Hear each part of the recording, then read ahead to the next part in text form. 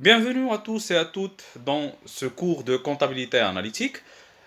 Aujourd'hui, une fois on a présenté la compte analytique, une fois on a parlé de tous les composants ou bien des composants des charges de la comptabilité analytique, aujourd'hui on va passer à mener les techniques utilisées pour faire de la comptabilité analytique. On a cité qu'il existe plusieurs méthodes de faire la comptabilité analytique. Nous, on va s'en concentrer sur une méthode appelée la méthode des coûts complets, ou bien la comptabilité analytique par la méthode des coûts complets, et qui est aussi appelée la comptabilité par la méthode des sections homogènes. Alors, on va voir qu'est-ce que c'est que cette méthode de comptabilité analytique et comment mener la comptabilité analytique à travers la méthode des coûts. D'abord, qu'est-ce qu'un coût? Un coût, c'est une somme de charges s'appliquant à un moyen ou bien une étape ou bien un produit lors du processus de l'exploitation de l'entreprise ou bien de l'organisation ou bien de l'administration. Alors, on appelle coût l'ensemble des charges dépensées pour arriver à quelque chose. Par exemple, si je vous dis quel est le coût de transport, ça veut dire c'est l'ensemble des charges qu'on a dépensées pour arriver à transporter cet élément. Si je vous dis par exemple quel est le coût de la formation, alors c'est l'ensemble des charges qu'on a dépensées pour arriver à faire cette formation-là. Alors les coûts, c'est toujours l'ensemble des charges s'appliquant à l'exploitation ou bien à la réalisation, soit d'un stade, soit de la totalité du processus de la réalisation de cet élément-là. Voilà. Maintenant, la méthode des coûts complets qu'on va aborder, on a dit, c'est une méthode généralement qui revient aux années 20 et aux années 30 de 19e siècle, ou bien du 20e siècle, pardon. Elle a connu son apparition lors de 1920-1930, juste avant la deuxième guerre mondiale. C'était une méthode utilisée par l'armée française pour calculer les coûts des activités réalisées lors du processus de chaque opération de l'armée. Et cette réussite a donné l'inspiration aux entreprises pour appliquer cette méthode afin de calculer les coûts de chaque étape, de chaque stade de processus de production ou bien de commercialisation ou bien de l'exploitation de chaque organisation après. Voilà. Alors, cette méthode de coût, cette méthode de hiérarchie de coûts ou bien des coûts complets, consiste à calculer généralement trois niveaux de coûts au niveau des entreprises industrielles. Les coûts d'achat, les coûts de production et le coût de revient. Et bien sûr, si on part d'une entreprise commerciale, là, on va trouver que le coût d'achat et le coût de revient parce qu'il n'y a pas l'étape de fabrication. Si on part d'une administration publique, alors on peut trouver le coût de chaque activité réalisée au niveau de chaque administration. Le coût de la formation, le coût de la gestion financière, le coût de la logistique, le coût, n'est-ce pas? Alors c'est le coût de chaque stade, si vous voulez, de l'exploitation ou bien de l'activité d'une organisation ou bien d'une administration. Alors bien évidemment toujours, pour trouver soit le coût d'achat, le coût de production, le coût de revient, le coût de logistique, n'importe quoi qu'on cherche à calculer, on ajoute toujours le prix d'achat ou bien le prix initial, plus les charges correspondantes à l'opération, ou bien les charges supplémentaires correspondantes à l'opération. Si on parle par exemple du coût d'achat, il est égal au prix d'achat plus les charges supplémentaires à l'achat. Alors on a acheté une matière à 10 000 dirhams, ou bien à 10 dirhams l'unité, alors, mais le coût d'achat de cette matière est égal au prix d'achat plus l'ensemble des frais qu'on a dépensés pour réaliser l'opération d'achat. Euh, En prenant en considération la commande, le téléphone qu'on a utilisé, le transport, le gasoil, la matière, la fourniture, les papiers, le stylo, le personnel qui a travaillé sur cette opération. Alors tout ça, ça va nous donner l'ensemble des charges d'approvisionnement, par exemple, supplémentaires au prix d'achat. Et le tout va nous donner le coût d'achat.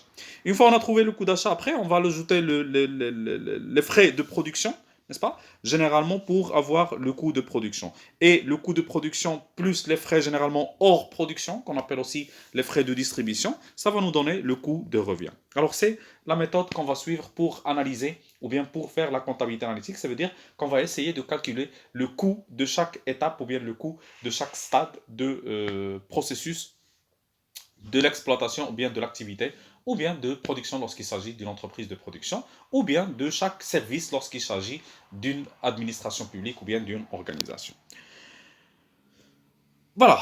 Sauf que, avant de passer à parler des coûts complets, avant de passer à, avant de passer à calculer le coût, parce qu'en fait, on a dit que le coût est égal prix d'achat plus les frais, et généralement, ces frais, ou bien ces charges, que ce soit d'approvisionnement, de production ou bien de distribution, ils sont divisés en deux différents types. Les charges directes et les charges indirectes. Alors, les charges directes, ce sont celles qu'on peut affecter en totalité aux produits, au stade, au marché, aux services et ainsi de suite. Alors, ce sont des charges qui sont généralement liées au seul produit ou bien au seul service ou bien au seul stade d'activité, si vous voulez. Alors que les charges indirectes, ce sont les charges communes à plusieurs services, à plusieurs produits, à plusieurs activités et dont on doit faire un autre traitement pour les répartir, encore une fois, sur les autres produits. Par exemple, si on parle, comme on a dit, d'une administration publique, là où on a, par exemple, quatre services, alors formation, logistique, je ne sais pas, ressources humaines et par exemple, transport, ou bien logistique et formation, logistique, ressources humaines et par exemple, moyens généraux, par exemple. Quatre services. Alors, les charges qui sont généralement dépensées pour seulement la logistique. Alors, ce sont des charges directes à la logistique. Les charges qui sont dépensées uniquement pour les moyens généraux, ce sont des charges directes de moyens généraux.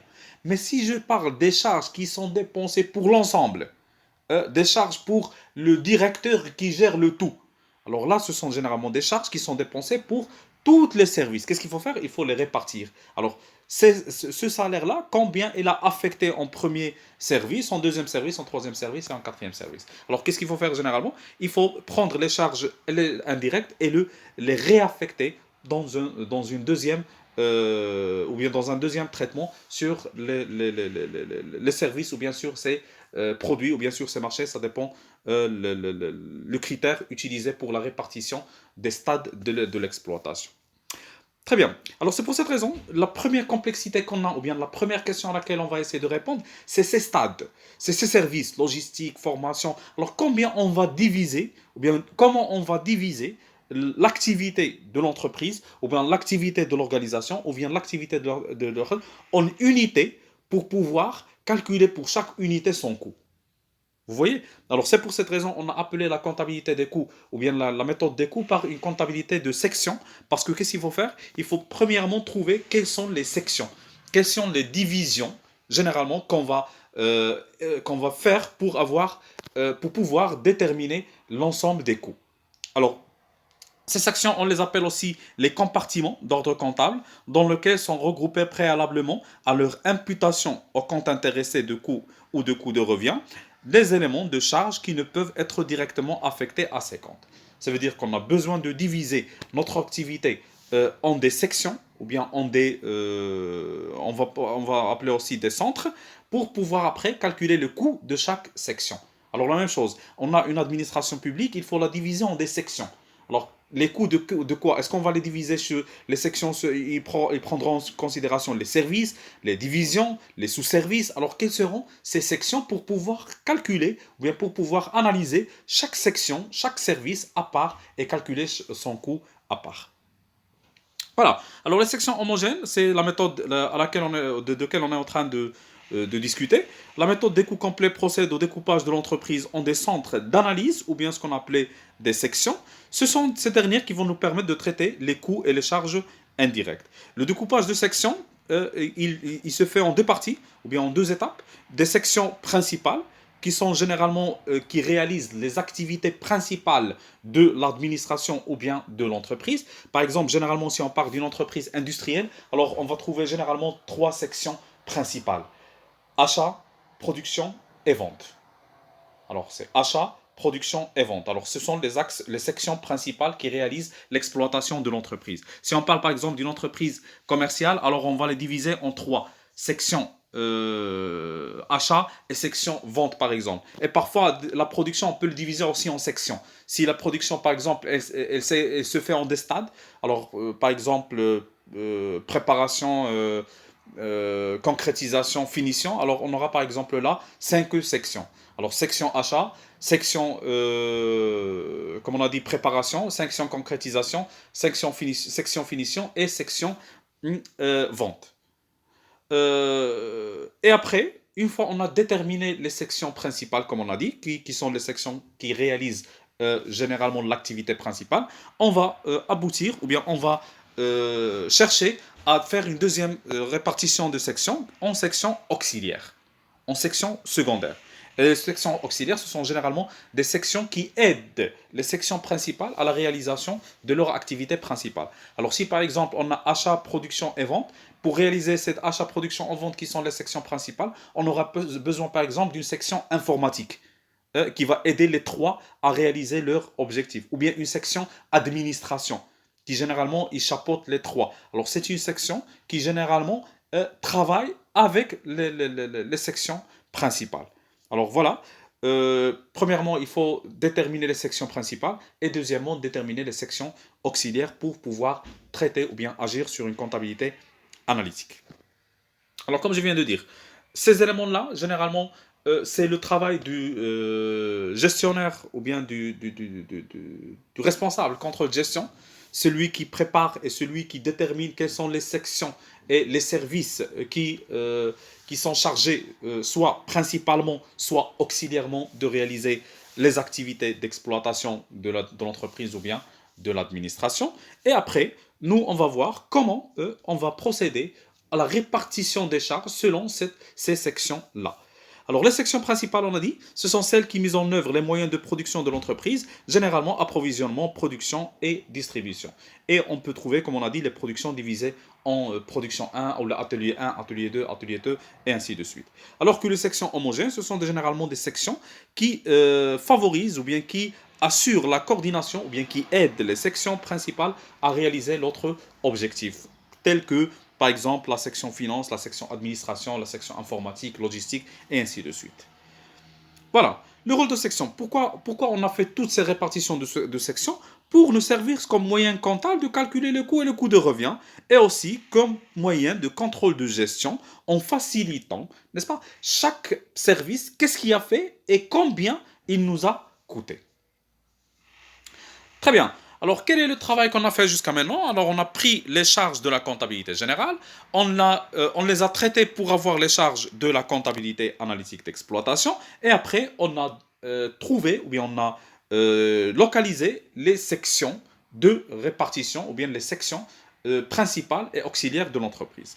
Maintenant, qu'est-ce qu'on va faire? On va essayer de répartir les charges. Alors voilà le total des charges de la comptabilité analytique qu'on a trouvé. Maintenant, qu'est-ce qu'il va faire? On va le répartir selon les sections. Alors, total de répartition des charges, on a dit par exemple, la dernière fois c'est 271 ou bien quelque chose comme ça. Alors maintenant, qu'est-ce qu'il faut faire? Il faut répartir ces charges sur l'ensemble des sections. Alors, la section production, combien il a pris de ces charges? La section approvisionnement, combien il a pris, la section distribution, combien il a pris, pour pouvoir calculer le coût de chaque section. Très bien. C'est pour cette raison, voilà, on va suivre un petit peu le schéma suivant. Les charges non incorporables de la comptabilité analytique, n'est-ce pas? Ou bien les charges incorporables cette fois, ça veut dire que c'est le total des charges de la comptabilité analytique. Et on va suivre deux types de répartition. Puisque les charges normalement de la comptabilité analytique qu'on a déjà calculées, il faut aussi le faire à notre, une autre répartition. Une répartition en charges directes et charges indirectes. C'est-à-dire les 271 000 dirhams qu'on a trouvé pour l'application dernière, ça concerne deux types de charges, directes et indirectes. Et donc, qu'est-ce qu'on doit faire? On doit localiser, ils sont où les charges directes et ils sont où les charges indirectes. Alors, ou bien distinguer les charges directes mais les charges indirectes. Alors, les charges directes, c'est quoi? Les charges directes, voilà, comme on a ici. Voilà. Les charges directes, ce sont des charges qui sont directement affectées à la section, alors que les charges indirectes, ils doivent être réaffectés à la section comme on a expliqué tout à l'heure. Alors, qu'est-ce qu'on va faire maintenant? Comme on a dit, on va procéder à deux étapes. Première étape, répartition primaire. On va prendre les charges et les répartir. Les charges, je parle maintenant des charges indirectes. Les charges directes, ils seront directement affectées au coût, comme on a vu le schéma suivant. Alors, les charges directes, ils seront directement affectés au coût. Alors, on veut calculer le coût d'achat. Alors, quelles sont les charges directes affectées au achat? On va les ajouter. Mais, en ce qui concerne les charges directes, il faut les préparer. Pourquoi? Parce qu'on a une somme d'argent des charges indirectes qui concerne le coût d'achat, le coût de production ou le coût de distribution. Qu'est-ce que je dois faire? Je dois la répartir. Fin la partie اللي غتخليها مع le coût d'achat, fin la partie اللي غتخليها مع le coût de production, fin la partie اللي غتخليها مع le coût de revient. Et comment on va faire ça? C'est par répartir ces charges indirectes sur les sections. Alors, là, le total de charges indirectes. Par exemple, alors on avait 271 000, c'est le total des charges directes et indirectes. Par exemple, on l'a réparti en deux. On a trouvé, par exemple, un dit 100 000 dirhams des charges directes. Et on a, par exemple, 171 000 des charges indirectes. Alors, total des charges indirectes, ou 171 000 dirhams. Il faut le repartir selon les sections qu'on a fait. Alors, 171 000 dirhams, combien شحال خسرت منها في l'approvisionnement, شحال خسرت منها في la distribution, شحال خسرت منها في الفينانسيي, شحال خسرت منها في اللوجيستيك, شحال خسرت منها في l'informatique, على حساب les sections qu'on a au niveau de la comptabilité analytique ديالنا. Et après, une fois j'ai réparti les charges, les sections, alors chaque section, elle correspond à le coût. Je nomme les sections qui sont عندي في le coût d'achat, je nomme les sections qui sont في le coût de production, ou je nomme les coûts qui sont عندي في le coût de revient. Et après, qu'est-ce que je vais faire? Je vais faire le total. Alors voilà le coût d'achat. شنو كيساوي le prix d'achat زائد les charges indirectes اللي كنت في الاول حددتهم زائد les charges indirectes que j'ai trouvé داخلين في les sections relatives à l'achat. La même chose بالنسبه للproduction. Les charges directes relatives à la production ou les charges indirectes اللي جبتهم من هذوك les charges que j'ai réparties sur les sections اللي عندهم علاقه بلا production. Et finalement, le coût de revient, il est égal au dernier coût qu'on a trouvé, le coût de production. Les charges directes, c'est mais les charges indirectes, tu cherches les sections relatives à le hors production, généralement il y a la distribution, ou les charges les ou le coût de production ou les charges directes les charges directes de distribution, ou qui attaque le coût de revient qui est l'objectif de notre ou bien l'étape finale des calculs des coûts pour pouvoir ainsi calculer le résultat analytique. Alors voilà, c'est la démarche, c'est le processus qu'on va suivre. Alors, premièrement, on a calculé le total de la comptabilité générale. Je dis dans les charges de la comptabilité générale ou حيدنا منهم les charges non incorporables, زدنا عليهم les charges supplétives pour avoir les charges de la comptabilité analytique. Et après, on a trouvé un total de charges de la comptabilité analytique. Ce total aussi, on l'a divisé en deux. Alors, quel est le montant des charges total des charges de la comptabilité analytique qui correspond aux charges directes et l'autre qui correspond aux charges indirectes. Deuxième, une fois on a défini ou on a déterminé le montant des charges indirectes, qu'est-ce qu'il fallait faire? Chercher les sections. Quelles sont les sections qu'on a dans l'entreprise ou bien dans l'administration. Et après, répartir les charges indirectes sur les sections. Alors, on a dépensé 500 000 dirhams des charges indirectes pour l'ensemble des sections. Alors, qu'est-ce qu'il faut faire? Il faut les répartir. Alors, voilà parmi ces 500 000 dirhams, combien on a dépensé sur chaque section, ou bien sur chaque service, ou bien sur chaque administration, ou bien sur chaque marché. Ça dépend de l'organisation ou la nature de l'activité, ou bien de l'exploitation d'IELA. Très bien. Alors c'est pour cette raison, on va procéder maintenant à la répartition des charges indirectes, comme on a dit, et dans deux étapes. Une répartition primaire et une répartition secondaire. La répartition primaire consiste à répartir les charges indirectes entre les sections avant leur imputation aux différents coûts, alors que la répartition secondaire consiste à répartir ce qu'on a trouvé en répartition primaire dans les répartitions ce qu'on a trouvé les répartitions primaires dans les sections auxiliaires dans les sections principales. Qu'est-ce qu'on cherche? On cherche à avoir le montant des charges indirectes dépensées dans les sections principales. Mais, avec les sections auxiliaires, dans une première étape, dans une répartition primaire, les charges réparties, les sections, بما فيهم principal ou auxiliaire. Et dans la deuxième étape, on va prendre les sections auxiliaires ونعاودوا نفرقوهم على les sections principales. Voilà. Voilà comme vous voyez là. En première étape, on va calculer, on va répartir les charges sur les sections. Voilà, comme vous voyez là, que ce soit principal, que ce soit auxiliaire. Et après, qu'est-ce qu'on va faire? On va prendre le total trouvé comme charge des sections auxiliaires, on va le répartir encore une fois sur les sections principales. Donc, à la fin de la répartition, il faut trouver que l'ensemble des charges dépensées sur les centres principaux. Les SS, les centres auxiliaires, ils ont fait que aider les centres principaux à réaliser l'activité principale. Et alors là, on cherche les coûts de l'activité principale. Voilà. Pour mieux comprendre, on va voir une petite application. Alors, par exemple, on a une organisation qui nous a fourni les éléments de sa comptabilité générale. Par exemple, les charges indirectes, je dis bien les charges indirectes de...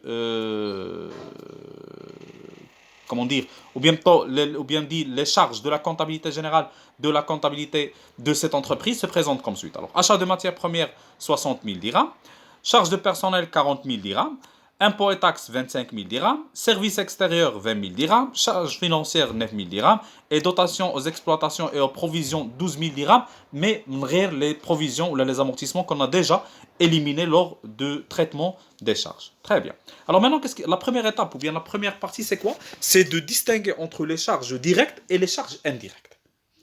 Maintenant, on a achat de matières premières, achat de personnel, impôts et taxes, services extérieurs, charges financières et dotations aux amortissements et aux provisions. Je finis les charges directes, finalement les charges indirectes. Alors, ça apparaît très bien. Les charges de matières premières sont toujours des charges directes. Parce que les charges, pour production, alors ce sont des charges qui sont directement affectées à la production ou bien à l'achat et ils ne sont pas répartis sur plusieurs sections. La même chose, les charges de personnel, il faut faire attention. Les charges de personnel, 400 000 de dirhams, dont 10 000 dirhams de main-d'œuvre directe. C'est-à-dire, main-d'œuvre directe, ce sont des charges directes. Ce sont des charges directes qu'on va procéder ou bien qu'on va dépenser lors de la production. Alors ça, ce sont des charges directes. Mais les 40 000 dirhams, fihom ghir 10 direct, ça veut dire qu'il nous reste 30 000 dirhams indirects.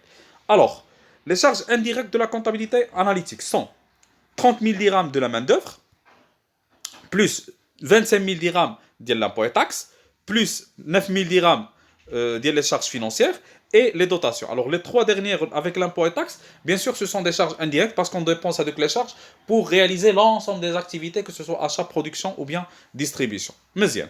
Alors qu'est-ce qu'on va faire maintenant? Il nous faut avoir des informations concernant la répartition. Alors on a les charges indirectes. Déjà, ils nous ont déjà précisé dans ce tableau-là. Voilà comme vous voyez. Voilà les charges indirectes. Comme vous voyez, mais qui naissent l'achat de matières premières, c'est considéré comme une charge directe. Et les charges de personnel, 30 000 dirhams. Sur la base que 10 000 dirhams, ce sont des charges directes. Et dans les charges indirectes, 30 000 dirhams. Mais bien. Alors voilà les charges indirectes qu'on a. Les charges indirectes qu'on a.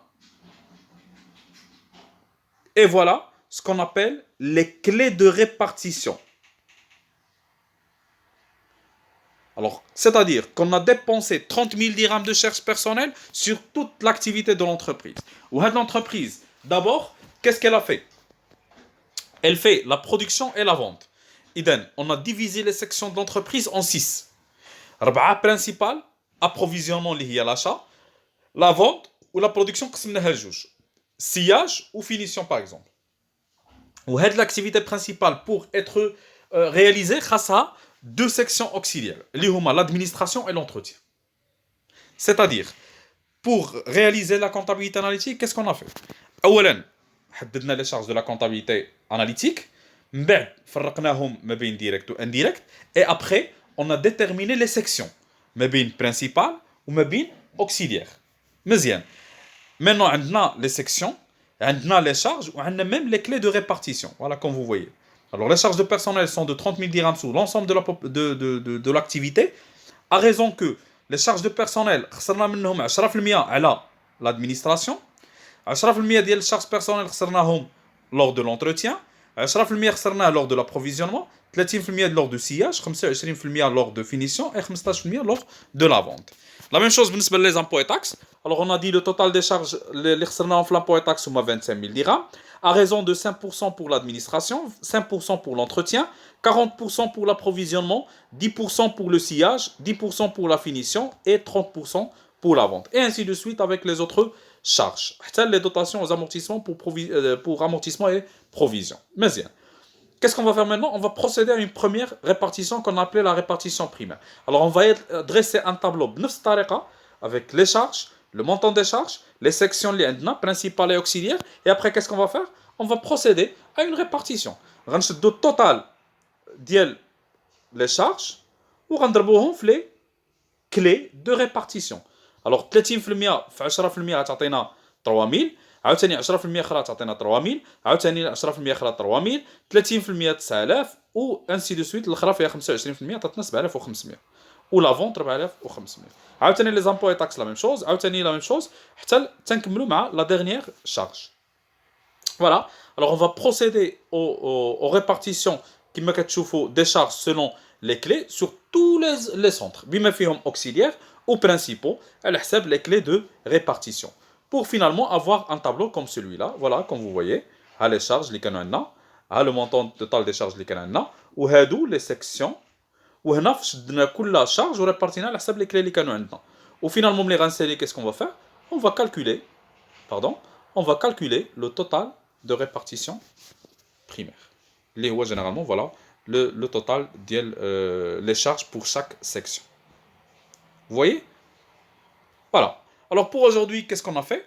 On a distingué entre les charges directes et indirectes de la comptabilité analytique. On a distingué entre les sections principaux et auxiliaires de la comptabilité analytique. La comptabilité analytique et son apparition qui fait ce dette. La méthode des coûts complets ou l'ensemble des coûts qu'on va calculer. Et après, Dina, la répartition. Parce qu'on a dit qu'avant de passer à la répartition ou bien au calcul de coûts, qu'est-ce qu'il faut faire? Il faut préparer les charges. Idem, pour préparer les charges, qu'est-ce qu'il faut faire? Il faut faire ce traitement primaire et secondaire des charges. La répartition primaire, celui qu'on a fait aujourd'hui, et dans le cours suivant, on va voir comment on va traiter d'une manière secondaire les charges indirectes. Voilà, c'est tout pour aujourd'hui. Encore une fois, j'espère que c'était clair. Je sais que c'est un peu petit, lent aujourd'hui, mais j'ai essayé de faire mieux pour expliquer beaucoup des concepts. Comme ça, vous aurez le maximum des informations possibles concernant la comptabilité analytique, les sections, les coûts et comment faire une répartition primaire. Voilà, je vous remercie pour votre attention et au cours suivant.